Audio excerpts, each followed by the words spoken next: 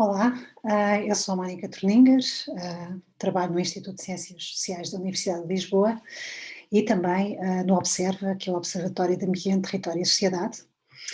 Esta apresentação vai olhar para as questões da alimentação, consumo e sustentabilidade, em que vou fornecer-vos alguns dados e também reflexões no final da apresentação, sobretudo sobre as questões de como mudar os atuais padrões alimentares e tentar transformar, fazer uma grande transformação alimentar, não só em Portugal, mas também, enfim, no mundo. Há algumas ferramentas que eu vou sugerir, digamos assim. Então, nós sabemos que hoje em dia a agricultura e o sector da alimentação é um dos sectores mais afetados pelas alterações climáticas e os próprios agricultores têm vindo a sentir na pele e nas suas culturas os efeitos das alterações climáticas, portanto, tem todos os cenários, não é, que se têm vindo a projetar em relação a mais secas, mais cheias, as mudanças de estações, de estação súbitas e a imprevisibilidade de culturas têm vindo a concretizar-se. E sabemos também que a produção agroalimentar é responsável por um quarto das emissões de gases com efeito de estufa. Neste gráficozinho vocês poderão ver,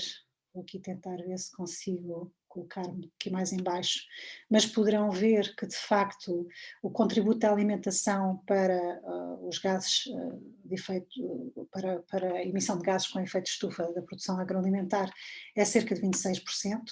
sobretudo aqui esta área dos 38%, 31% para a produção agropecuária e para a aquacultura, portanto o pescado, as fish farms, não é? A aquacultura. Depois 27% para a produção a agricultura e 24% para os usos do solo. Portanto, há de facto aqui um contributo forte da alimentação e, sobretudo, todas as questões que se prendem com a produção animal, não só de rações, não é, para alimentar os animais, mas também o pescado e as questões que se prendem com a pesca. Este artigo é um artigo muito recente e que olha para a pegada ecológica alimentar no nosso país e que traz alguns dados muito interessantes, nomeadamente estes valores que eles conseguiram, que esta equipa que trabalhou nestes cálculos conseguiu encontrar em 2014, cálculos para 2014, para o ano 2014, conseguiu chegar a estas conclusões muito interessantes. Um habitante em Portugal requeria o equivalente a 3,69 hectares globais de recursos naturais e serviços de ecossistema, portanto, no fundo, designada pegada ecológica, para manter o seu estilo de vida e padrão de consumo, apesar da disponibilidade de recursos naturais, aquilo que se designa por biocapacidade ser apenas de 1,28 hectares globais per capita. Portanto, por aqui nós vemos, de facto, estamos a consumir muito mais do que a biocapacidade nacional, a biocapacidade de Portugal para a quantidade de consumo que nós estamos a fazer, a vários níveis, mas na alimentação temos aqui 29% do total no total da pegada ecológica, 29% é o sector da alimentação e das bebidas não alcoólicas. Depois tem outros sectores aqui, mas a alimentação tem de facto um impacto, um contributo bastante forte para esta pegada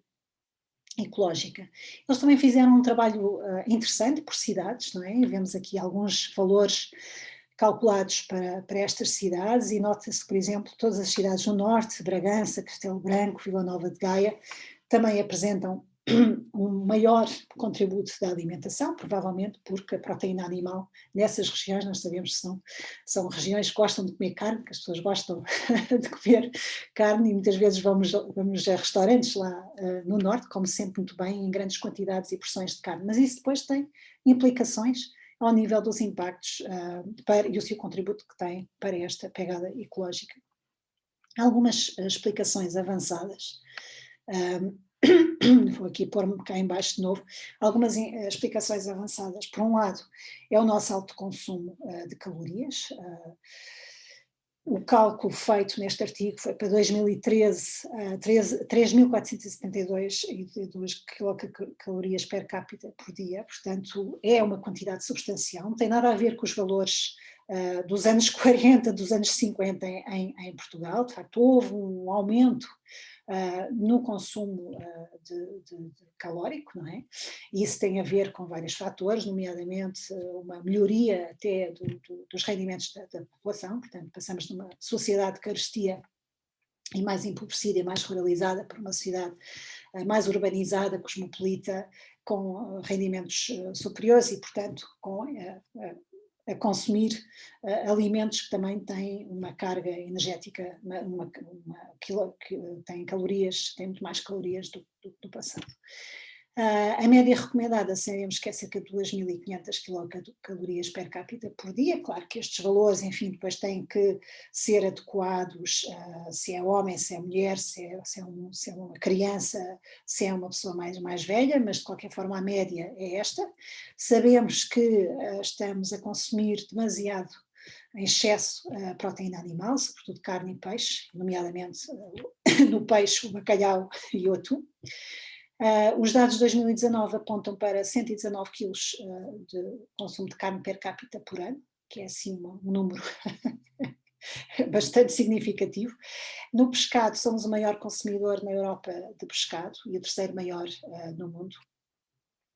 com 61,7 quilos por pessoa per capita, não é? Em 2017. E depois também, precisamente como já tinha apontado antes, temos uma alta dependência na biocapacidade, ou seja, na biocapacidade de outros países para satisfazer a nossa procura interna alimentar, que é muito acima da nossa biocapacidade, não é? Da biocapacidade nacional. Portanto, no fundo estamos a utilizar recursos naturais e recursos de outros países para aguentar os padrões alimentares da nossa sociedade. E isto traz, quer dizer, aqui alguns desafios. Em relação aos dados, digamos assim, do Inquérito Nacional de Saúde que saíram em 2019, portanto agora já olhamos um bocadinho para as questões da sustentabilidade, olhando agora para todas a componente da saúde articulada à alimentação, temos que mais de metade da população adulta portuguesa apresentava excesso de peso, combinando aqui a pré-obesidade com a obesidade.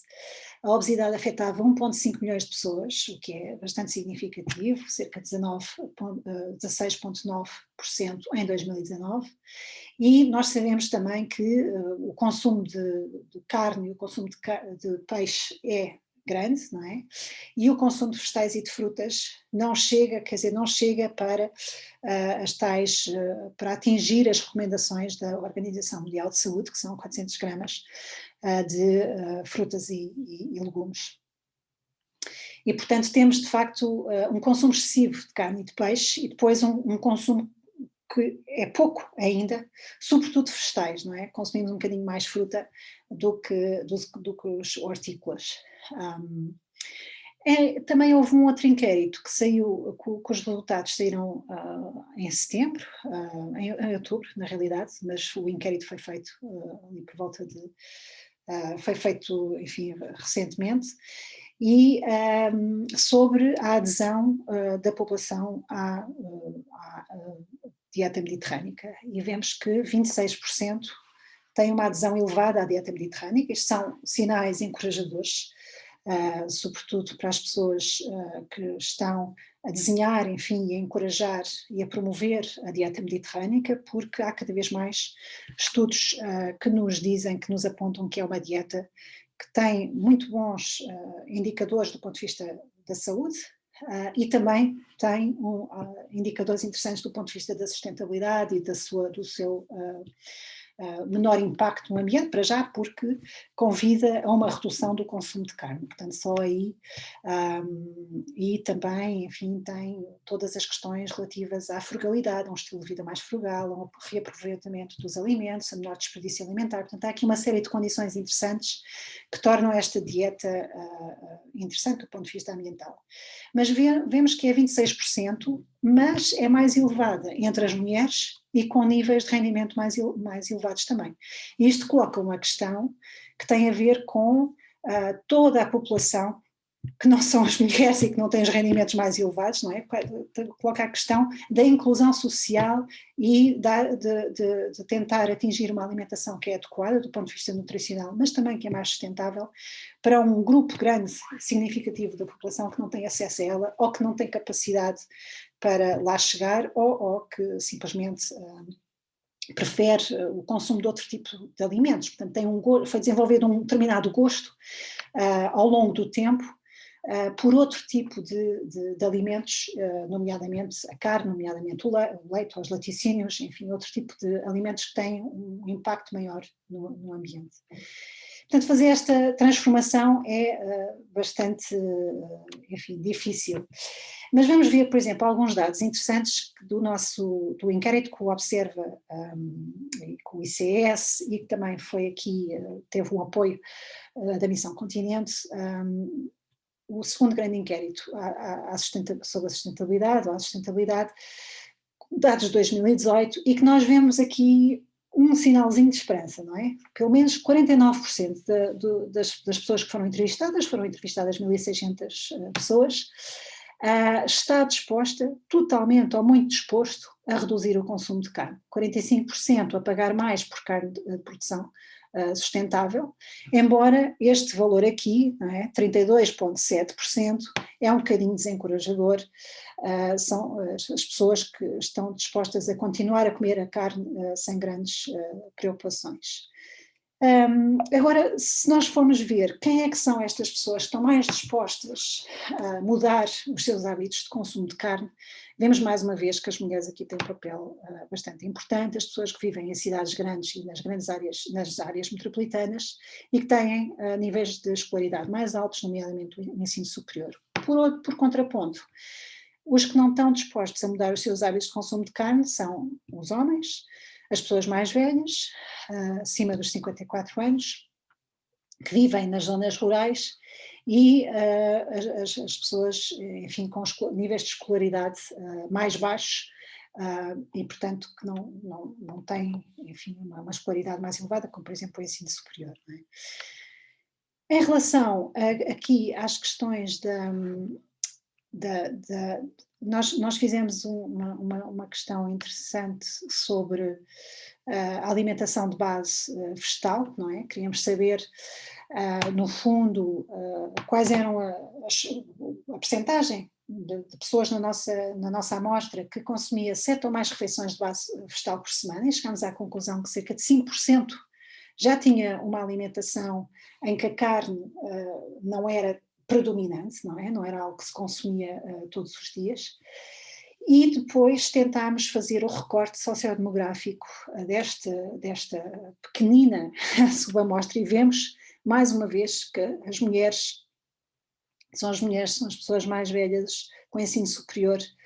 que vivem em espaço urbano, e também as pessoas que têm rendimentos mais elevados, provavelmente por questões de saúde, mas isto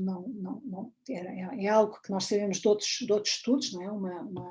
Uma preocupação com as questões de saúde e que faz reduzir, por exemplo, o consumo de carne, mas também aqui os rendimentos mais baixos. Nós, enfim, não perguntámos a estas pessoas porque é que elas não consumiam, não consumiam tanta carne, por exemplo, ou porque é que consumiam tantas refeições de base vegetal, ou 7 ou mais refeições de base vegetal por semana, mas é um dado interessante que poderá apontar aqui para, enfim, alguma dificuldade em aceder regularmente e de forma frequente ao consumo de carne. Mas nós sabemos, por outros estudos, que estas populações mais vulneráveis até podem comer carne, e o consumo de carne, enfim, é importante para estas pessoas, mas comem muitas vezes uma carne que tem uma qualidade muito mais baixa, não é? Ou a carne processada, ou as partes da carne que são mais baratas, ou escolhem, por exemplo, frango e porco de uma qualidade mais baixa. Portanto, o acesso que têm é uma carne que não tem muita qualidade. Mas, para além disso, aqui, pelos vistos, no nosso inquérito, eram pessoas que admitiam que consumiam 7 ou mais refeições de base vegetal. Nós sabemos que uma componente destas refeições são as leguminosas e muitas vezes estas pessoas recorrem, por exemplo, ao feijão ou as coisas em lata, não é? De algumas leguminosas que poderão eventualmente fazer aqui poderão ter aqui uma importante função. Mas isto são coisas que de facto temos que estudar mais e ver mais o que é que se passa e contrastar com alguns inquéritos que já foram feitos e que de facto dizem que o consumo de carne, mesmo numa população mais vulnerável, não é despreciante, não é algo, é importante, mas tem este problema da qualidade da carne ser mais baixa, muito mais baixa, não é? Porque não têm tanto dinheiro para consumir outro tipo de carne. Mas de qualquer forma são dados, enfim, que apontam aqui para algum recorte sociodemográfico no consumo de carne, no consumo de refeições de base vegetal. Também colocámos esta questão sobre a disponibilidade para optar por alternativas alimentares, isto é do primeiro inquérito, que foi feito em 2016, vemos que 45% das pessoas estava disposta a optar por proteínas vegetais em vez da carne, mas depois tudo o resto, todas as outras coisas que vêm a seguir, já não há disposição, há muito pouca disposição para acolher todas estas inovações tecnológicas ou produtos que são menos familiares nos padrões alimentares desta amostra, pelo menos. Também foi cerca de 1.500 pessoas que nós fizemos inquéritos a estas pessoas e com recorte para ter uma representação, digamos assim, da população portuguesa. E, portanto, 71% e acima de 71% temos todas estas outras produtos, não é? Os alimentos geneticamente modificados, a carne laboratória, a carne de animais clonados ou mesmo insetos e minhocas processados, em que as pessoas não estavam nada dispostas a enverdar por esse tipo de tecnologias ou de formas enfim, ou de produtos. E isto tem de facto a ver com esta falta de familiaridade, de certa forma, falta de familiaridade com este tipo de alimentação e uma maior familiaridade com as leguminosas, apesar do consumo de leguminosas em Portugal ser muito baixo, não é? No geral. Em relação à opinião sobre medidas para alimentar a crescente população mundial, nós vemos aqui que há, de facto, uma grande concordância para todas as medidas que tenham que ver com reduzir o desperdício alimentar. Aliás, o desperdício alimentar foi logo tanto no inquérito de 2016 como neste de 2018, era uma preocupação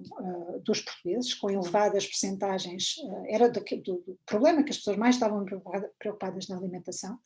era o desperdício alimentar, e por isso é natural que surja aqui esta concordância tão grande também com a redução do desperdício alimentar ao longo da cadeia. Promover uma agricultura que cuida do solo e da água, reduzir o consumo alimentar, também colhe aqui 64,5%, alterar a dieta alimentar de forma a comermos menos carne, portanto tem menos percentagem, não é? Ligeiramente acima, um bocadinho mais de metade da população, enfim, acolhe com este tipo de medidas, mas depois tudo o resto, promover a produção de organismos geneticamente modificados, os insetos para a alimentação humana, a carne sintética, a alimentação preparada em laboratório, a clonagem de animais, tudo isto já são coisas que recolhem muito menos percentagens entre a população portuguesa. Enfim, de uma forma geral, o que é que nós podemos então dizer, vou aqui passar para este lado, estou sempre... o que é que nós podemos dizer de algumas reflexões para pensar como transformar a alimentação para uma alimentação que é mais saudável, que é mais sustentável e que, de facto, é mais inclusiva, não é? Que tenta, de facto, olhar para a questão do acesso das populações mais vulneráveis, que têm menos capacidades económicas,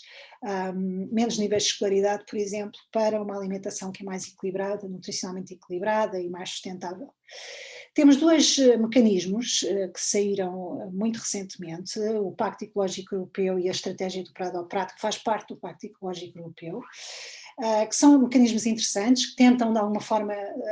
elencar algumas medidas para fazer uma transformação do sistema alimentar europeu maior, na direção de uma maior sustentabilidade, mais saúde, mais inclusão social. Apesar de tudo, enfim, como foi fruto de uma grande negociação entre os Estados-membros e apesar deste problema da pandemia ter acelerado e ter dinamizado muito algumas destas discussões, não é? Porque nós temos que de facto pensar que sistema alimentar é que nós queremos no futuro e que seja resiliente, suficientemente resiliente para lidar, não é? Com este tipo de pandemias e outro tipo de riscos sistémicos globais que vão aparecer, não só as alterações climáticas, como outros, como por exemplo, neste caso a pandemia, como é que nós podemos criar um sistema alimentar que é mais resiliente? Apesar de tudo, enfim, são documentos importantes, que apontam caminhos, que tentam incentivar mudanças, mas que para muitos dos atores, enfim, ou de movimentos sociais, ou de, enfim, mais ambientalistas, por exemplo, essas medidas são pouco ambiciosas, algumas destas medidas são pouco ambiciosas, não é? Temos depois outro tipo de ferramentas interessantes e houve uma que foi agora lançada e que faz parte de um projeto que o Observa está a desenvolver juntamente com o CNADS, não é? O Conselho Nacional de Desenvolvimento Sustentável, muito interessante e que foi divulgado a semana passada e que é esta plataforma dos ODS local e que no fundo tenta congregar o que melhor se faz nos vários municípios do país, não é? Neste momento há 50 municípios que aderiram a esta plataforma e que têm o desafio de tentar demonstrar como é que estão a implementar os ODS, portanto os Objetivos de Desenvolvimento Sustentável, a nível do seu local, da sua região. E esta plataforma, porque é que é uma plataforma que, enfim, pode ser interessante para nós começarmos a mapear quais são as regiões que estão a tentar mudar, digamos assim, o seu sistema alimentar, ou promover mecanismos na direção de uma alimentação mais sustentável, mais saudável e inclusiva, ao colocarem iniciativas, boas práticas do que é que fazem ao nível do desperdício alimentar,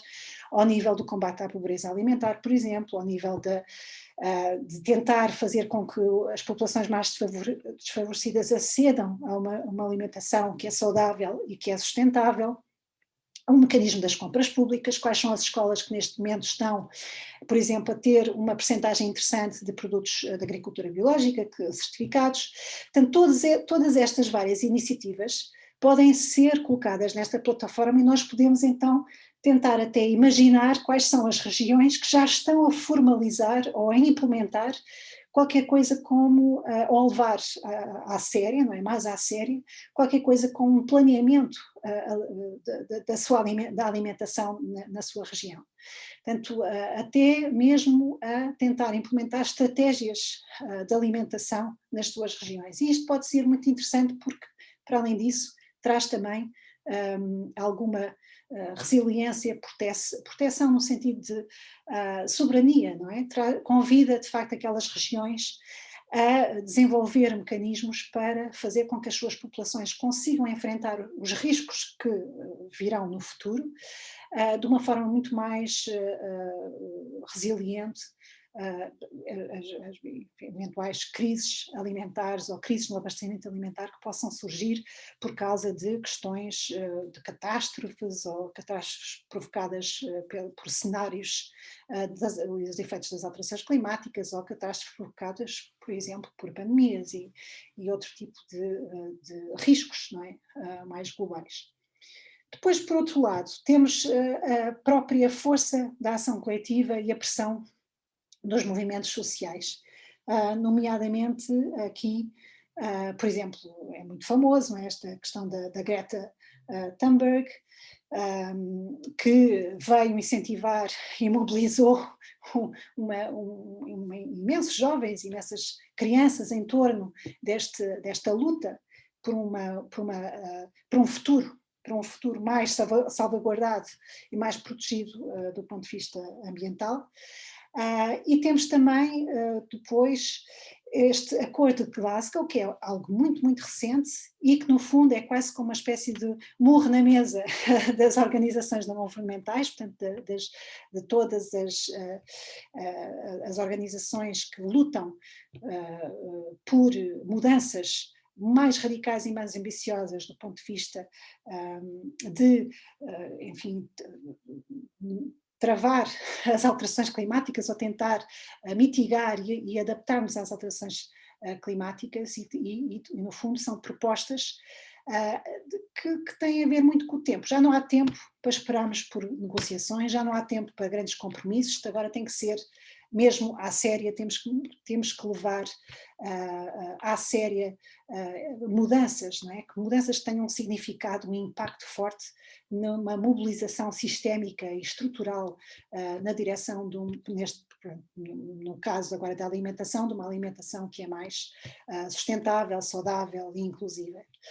E, no fundo, escalhar o status quo, não é? Do Estado, do mercado, das famílias. Portanto, no fundo, são propostas mais radicais de mobilização, mas que são importantes precisamente para colocar a pressão, não é? Nos governos e nas empresas para fazer mudanças mais estruturais. Depois há outro tipo de propostas que não estão satisfeitas com intervenções mais focadas no indivíduo, porque mais uma vez a questão do tempo, já não temos tempo para andar a pedir às pessoas uma a uma para mudarem os seus comportamentos, não, temos que tentar pensar em mecanismos, em instrumentos que olhem para a mudança do ponto de vista mais coletivo, mais sistémico, mais estrutural. E há uma ferramenta que foi desenhada nos últimos anos e que está a ser implementada em alguns departamentos do setor público, por exemplo, do Reino Unido, nomeadamente a DEFRA, que é este Change Points Toolkit, que é uma ferramenta que tenta, de facto, propor intervenções de forma, nas práticas sociais, portanto não é no indivíduo, mas sim nas práticas alimentares que as pessoas no seu dia-a-dia vão fazendo, não é?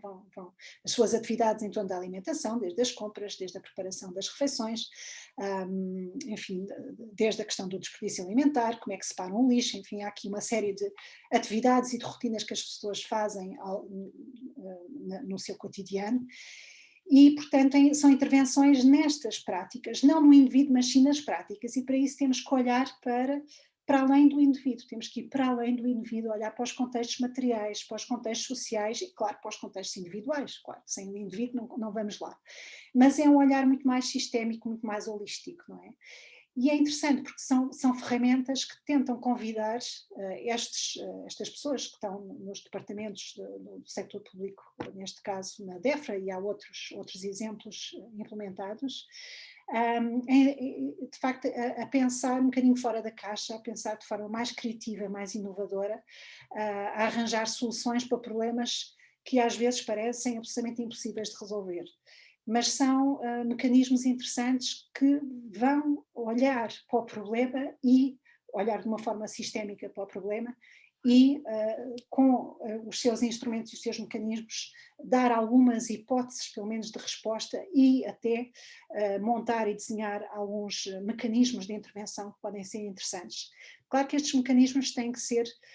vigiados constantemente, monitorizados constantemente, têm que ser avaliados, tem que haver uma avaliação, portanto tem que haver aqui uma reflexão ao longo de todo este processo, que é crítico e que está também disposto enfim, a olhar para os falhanços, para as coisas que falham, para as coisas que não correram tão bem, aprender lições com esses erros e com esses falhanços e fazer melhor para o futuro, para fazer melhores intervenções no futuro. Agora, uma coisa é certa, é que de facto já não há tempo para a mudança individual por si só. É mesmo importantíssimo criar mecanismos que olhem para uma mudança coletiva, para uma mudança social, para uma mudança que é de facto mais sistémica, mais holística e mais estrutural. E pronto, é isto que eu vos tenho para dizer e obrigada pela oportunidade